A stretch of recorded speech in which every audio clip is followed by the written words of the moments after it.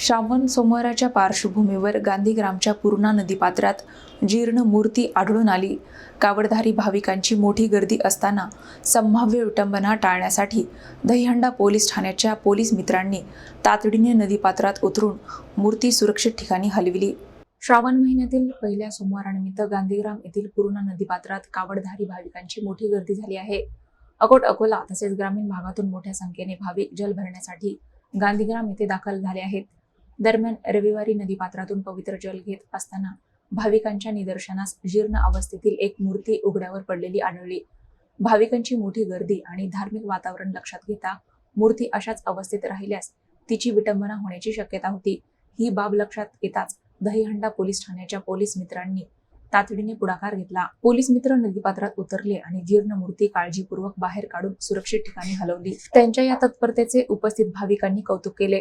श्रावण सोमवारच्या पार्श्वभूमीवर गांधीग्राममध्ये भाविकांची गर्दी वाढत असताना पोलीस प्रशासनाकडूनही सुरक्षेची विशेष काळजी घेतली जात आहे।